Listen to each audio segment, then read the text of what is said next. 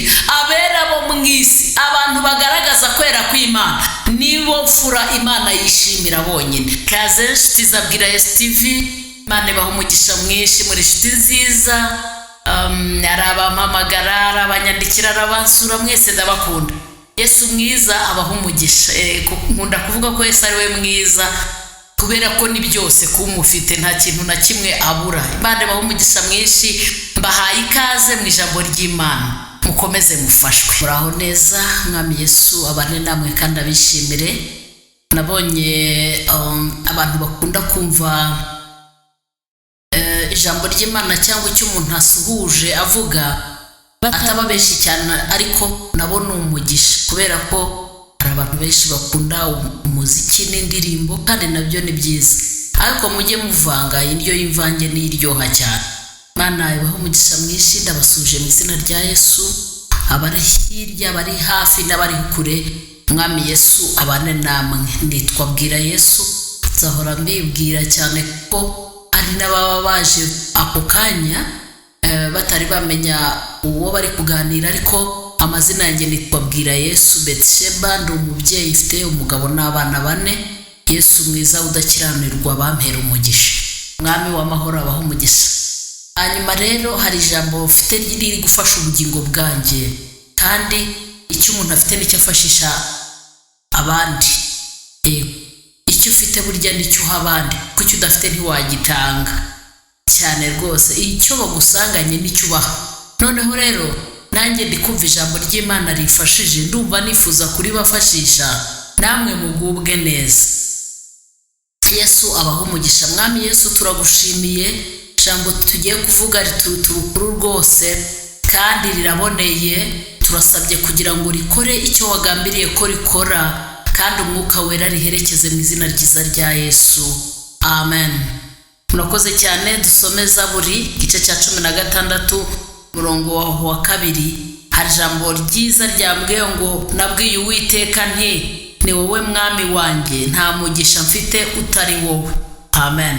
Ku murongo wa 3 turavuga ngo, abera bo mwisi nibo mfura nishimira bonyine. Imana yacu ishimwe cyane. Umwanditsi wa Zaburi, iri Zaburi ya Dawidi yaranditse, aravuga ngo, Uwiteka ni wowe wenyine mpungiyeho, haleluya. Kandi aravuga ngo nta mugisha mfite utari wowe. Hari abantu benshi rero bakomora imigisha wenda mu bisekuru by'aho bavuka, ariko twebwe umugisha dukomora ku Mana ni umugisha uhana. Nubwo tuwuhuriramo rimwe na rimwe, uhuriramo n'amakuba n'akaga, ariko ni umugisha urindwa n'icyo Imana yawuvuzeho, yari Imana yawuzanye. Dawidi rero aravuga ngo, njyewe mbwiye Uwiteka, ni wowe mugisha mfite, ni wowe mwami wanjye, haleluya. Yaravuze ngo Uwiteka we ni wowe mwami wanjye, nta wundi mwami. Izindi mana zigira amaso ntizireba, zikagira amatwi ntizumva, cyane cyane ko bari bafitanye amateka n'iyi Mana. Yatekerezaga Imana yamukuye mu ishyamba ikamwimika akaba umwami muri za nzira zitoroshye yanyuzemo, ariko ukuboko kwiza kw'Imana kugakomeza kumuhagararaho. Nawe rero aricara, arahamya, aravuga ngo Uwiteka we ni wowe mwami wanjye, amen. Aravuga ngo kandi nta wundi mugisha mfite utari wowe. Mugisha wanjye ni wowe, ni wowe wandinze ndi mu ishyamba, ni wowe wandinze ndwana n'idubu n'intare, ni wowe wandinze imbere ya Goliyati, ni wowe wandinze amacumu ya Sawuli, haleluya.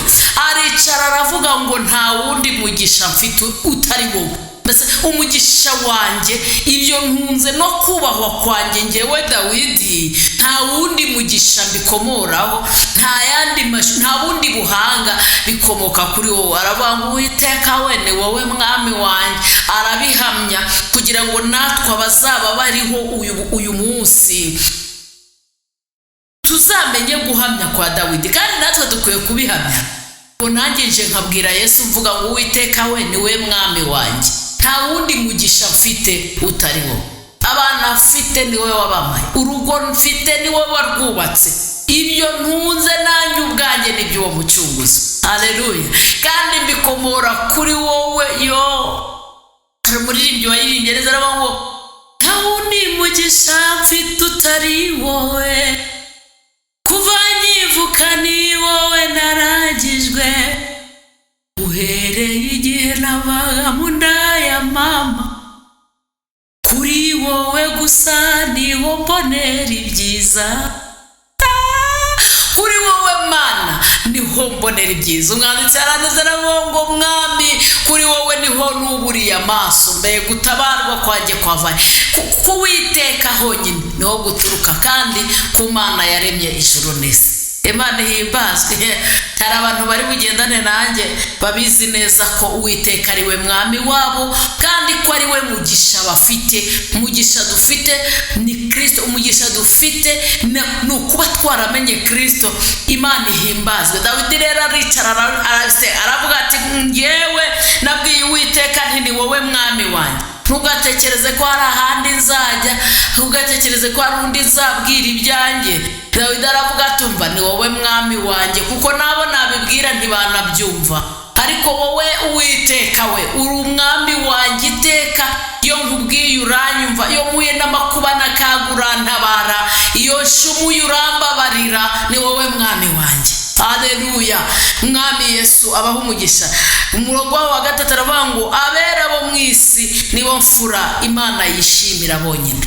abantu bera bo mu isi nibo bantu Imana yishimira bonyine. ubundi turi abantu Imana yaremeye ituremereye imirimo myiza muri Kristo Yesu ngo tuyigenderemo, ariko hari igihe umuntu yitwara uko ashatse akifata uko yiboneye, ariko twe turi abo yaremye ituremeye imirimo myiza muri Kristo Yesu ngo tuyigenderemo. najya mubwire ngo Uwiteka ntiyagukunda kuko utunze amafaranga menshi, nubwo kuyawutunga ari byiza, nta nubwo yakwishimira ibyo, ahubwo imfura zo mu isi, abantu Imana yishimira, abera bo mu isi, abantu bagaragaza kwera kw'Imana, nibo mfura Imana yishimira bonyine. Imana ntabwo yanga ko watunga aya mafaranga menshi, kuko ni nayo yatanga. Imana ntiyakwanga kumenyekana rwose, ariko ikintu Imana yishimira umuntu wubaha Imana. ujye wubaha Imana. kubaha Imana birayinezeza. hari umuririmbyi yiririmbye aravuga ngo kubaha Imana birayinezeza, kubaha Imana birayinezeza. natwe iyo tubyaye abana nta kindi dukora, tubigisha kubaha. iyo asuzuguye uramuhana, kuko uba ushaka ko ejo he haba heza. umwana iyo yubaha yibeshaho, ntaho ataba. ariko umwana usuzugura, umwana w'ikiraro, umwana ukora amafuti, umwana ukora ibintu utamenya, nta muntu wakwifuza kumutunga, ntawubaho. ariko umwana umenya, ugira discipline, ugira umuco, no mu kazi uwo muntu arubahwa, uwo muntu arakundwa, uwo muntu ahabwa amapromotion, kuko kumenya ubumenyi ni kimwe, no kubaha ni kimwe, ariko no kubaha no kugira indangagaciro nabyo ni ikindi. rero dukwiye kubaho mu buzima bwubaha Imana, kugira ngo tube mu bera bo mu isi, bitume tuba imfura Imana yishimira. kugira ngo ube mu bantu Imana yishimira ni uko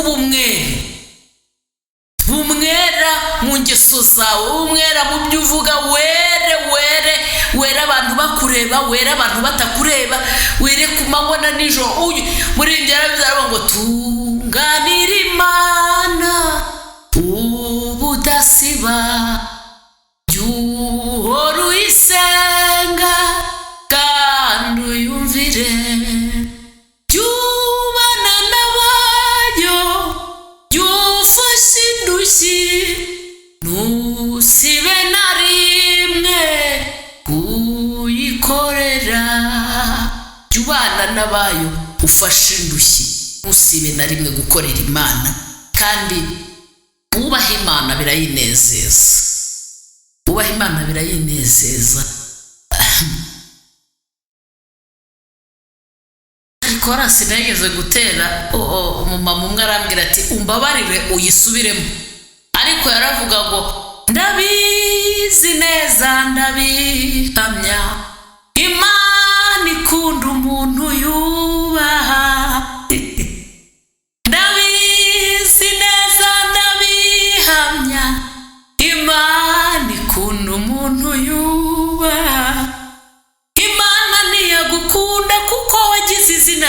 kumenyekana mu mahanga. Oya, Imana ntiyagukunda kubera ko wize ukaminuza, ndakurahiye nubwo kwiga ari umugisha. Imana ntiyagukundira kutunza amafaranga baja n'abagaragu, ndakurahiye nubwo kuyatunga ari byiza, ahubwo Imana ikunda umuntu yubaha. Ndabizi neza ndabihamya, Imana ikunda umuntu yubaha. Imana ikunda umuntu yubaha, kandi nawe tutabeshyanye, nawe ukunda umuntu ukubaha. Ntabwo biba wese ukunda umuntu ugusuzugura, kirazira. Umuntu ugusuzugura ntabwo wamukunda. Rero abera bo mu isi nibo mfura Imana yishimira bonyine. Niba ushaka kwishimirwa n'Imana, gerageza ubifura were. Niba ushaka kubifura y'Imana, niba ushaka kwishimirwa n'Imana, gerageza were mu ngeso zawe. Yego, tunganira Imana. Nubwo hari umuririmbyi wavuze ngo gerageza uko nshoboye kwibuza n'amabijya, nyamara njya mbyibonaho.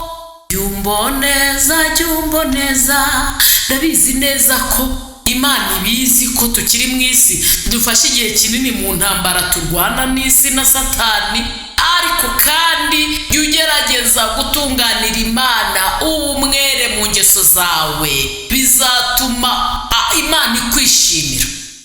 Abera bo mu isi nibo mfura Imana yishimira bonyine. Ntukajye wikoma mu gatuza ngo kubera ko nageze aha meze n'inya Imana iranyisha. Ibyo ntabwo bikanga Imana. Oya, ahubwo Imana itangazwa no kubona uri mu isi. Yavuze ngo wasiwe ubonye ishyano kuko Satani akumanukiye, ikabona uri mubera, ikabona uri imfura yishimiye. Haranira kuba umwere wo mu isi, kandi wige kubana n'abantu bose amahoro. Wikwifuriza abantu ibibi, kubera ko icyo umuntu abiba ari cyo asarura. Nzajya mbibabwira buri munsi, inshuti zanjye zo zimaze kubimenya. Umuntu ikintu abiba nicyo asarura. Niba ushaka amahoro, biba amahoro, uzasarura amahoro. Niba ushaka amahane, urayabiba kandi uzayasarura, kuko icyo umuntu abibya nicyo asarura. Kandi mbabwiza ukuri, nta mahoro y'umunyabyaha, niko Uwiteka avuga. Mushatse mwareka tugatunganira Imana, tukabwira Imana ikadushoboza, kubera ko dushobozwa byose na Kristo uduha imbaraga. Rero Kristo aduha imbaraga zo gutunganira Imana, hanyuma tube abera bo mu isi, bitume duhinduka imfura Imana yishimira. Zikwishimirwa n'Imana. Umuntu akwishimira uyu munsi, yewe ejo akaguhaga, ntaba akikwishimira, kubera ko n'umuntu nyine niko abantu duteye. Ugira urya uyu munsi akakwishimira, ejo ntakwishimire. Ndetse iyo atakwishimiye, hari umuntu washyize kuri sitati aravuga ngo kubera iki iyo umuntu umukunze cyane akubabaza cyane, ngo mujye mureka dukunde abantu gake. Ariko udakunda nanone ntazi Imana. Ni wowe mwami wanjye. Nuko rero Dawidi we biragaragara ko yari ari kuduha ubuhamya, aravuga ati njyewe nabwiye Uwiteka nti ni wowe mwami wanjye, nta mugisha mfite utari wowe. Nuko bimeze nanjye, nta mugisha mfite utari Uwiteka, kandi namwe nta wundi mugisha mufite utari Uwiteka, kuko hari ibintu Uwiteka atanga isi idatanga. Hari umugisha Uwiteka atanga isi idatanga. Isi ntigufitiye amahoro habe na gato. Nta mahoro yo mu isi keretse ku muntu wamenye Yesu. Niho umuririmbyi yaririmbye aravuga ngo no mu byago nzaririmba ndamahoro.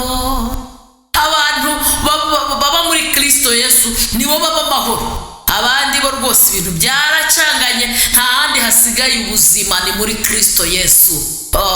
Muri ibyo bivuze neza aravuga ngo dore ubuzima ni ukuba muri Yesu. Dawidi rero atanga ubuhamya aravuga ngo njyewe Dawidi nabwiye Uwiteka nti ni wowe mwami wanjye, nta mugisha mfite utari wowe. reka nunge mu rya Dawidi mvuge ngo nanjye bwira Yesu Betsheba, nabwiye Uwiteka nti ni wowe mwami wanjye, nta mugisha mfite utari wowe. Kuba narabonye umugabo ni wowe wabikoze, kuba narabonye abana ni wowe wabikoze, uko mbayeho kugeza uyu munsi ni wowe wabikoze, nta mugisha mfite utari wowe.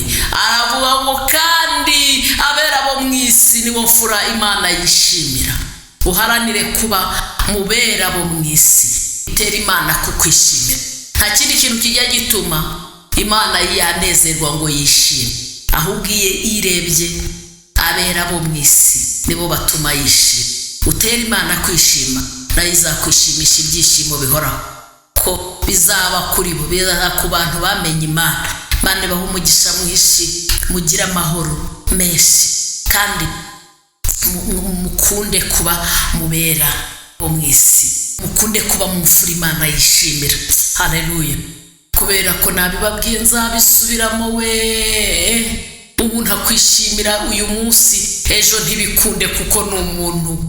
Ejo akakuvuga nabi, ejo akaguhora bikabikomeye, ejo yakugaburiraga akabivamo akananirwa, ubundi akakuvuga amagambo mabi n'ibindi, ariko wiringira Imana uyikomezeho. Nta wundi mugisha ufite utari Uwiteka, kuko ni udahindurwa n'iminsi cyangwa ibihe. Ni uko yari kera n'uyu munsi niko ari, ni nako azahora Uwiteka ryose. Niyo mpamvu uzahora ubona abantu tuzagutungura, abantu bo tuzagutungura, tubayeho mu buzima buzagutungura, kandi ukabona umuntu yakwitayeho, aje yakwifurije anniversaire nziza, isabukuru nziza y'amavuko, y'urushako, y'ibindi na bya bindi byose, ejo akagenda akakuvuga ibindi bintu bitanabaho, ariko kandi Uwiteka azagumana nawe. Uharanire kuba mu mfura mu z'Imana, mu bantu batuma Imana yishima.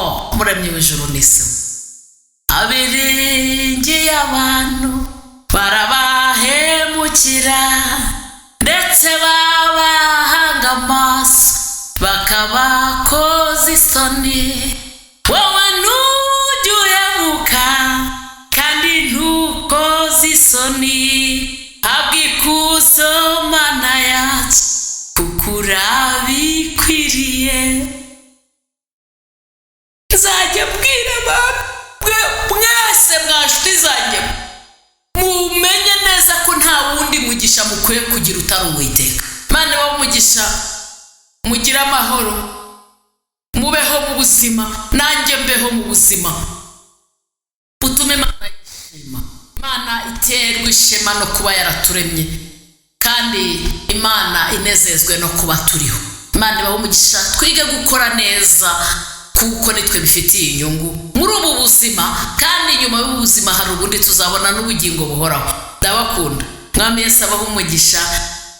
Nuko icyo Mwami yamaye kubasangiza uyu munsi ni icyo, ubwira Uwiteka ko ari we mugisha wawe, ari we mwami wawe, kandi ko nta wundi mugisha ufite atari we. Icyo ukennye cyose ukibwire Data arumva. Yego icyo ushaka cyose ukibwira Umwami Yesu arumva. Mwambie Yesu anaweza, mwambie Yesu anaweza, mubwire Yesu arakomeye, Yesu arakora, Yesu arashoboye, umubwire byose, nta na kimwe usize. Muri ibyo bivuze neza, aravuga ngo bwira Yesu byose, ni inshuti yawe, ibikubabaza n'ibigutera arakunda, afasha abashavuye. Wizere ijambo rye, wirira we kurira, Yesu arakunda, afasha abashavuye. Urakoze cyane. Imana ibahe umugisha, ibahire, ibiteho, Imana ibabere byose, kandi mwicare mumwisunge, mumwikomezeho. Aleluya. Mumwikomezeho, mubwire isi n'ibihe, mubwire ngo Uwiteka niwe mwami wacu, nta mugisha dufite utari we, kandi nta cyiza Imana izima abantu bagenda batunganya. Rero abera bo mu isi nibo fura Imana yishimira. Nkwifurije kuba mubo Uwiteka yishimira. Ndabikwifurije, kandi ubiharanire. Icyo umuntu aharaniye akigeraho. Uzarebe y'umwana avuze ngo nzaba muganga, byanga byakunda arabiharanira akabigeraho. Yavuze ngo nzaba arabiharanira akabigeraho. Tuvuze ngo nzaba pilote njye ntwara indege, uko byagenda kose abigeraho, kubera ko icyo ushatse uragishobora, uragikora hamwe n'amaboko y'Imana. Shaka uko wamenya ibyo umwami ashima, kugira ngo ube mu bera bo mu isi, ube mu mfura Imana yishimira. Abera bo mu isi nibo mfura zonyine Imana yo yishimira, nibo bonyine. Ntugire ngo yashyizeho abandi ngo cyangwa se ngo nibo bonyine. Bibiliya yatubwiye mu gitabo cya Zaburi ibice 16 ku murongo wa 3, aravuga ngo abera bo mu isi nibo mfura nishimira bonyine. Ni Imana yabivuze, ntabwo ari byo bivuze, ariko abera bo mu isi nibo mfura Imana yishimira bonyine. Haranira kuba mu bera bo mu isi, Imana ikwishimira. Mugire amahoro kandi mugire umugisha mu izina ryiza rya Yesu umwami wacu. Amen, amen.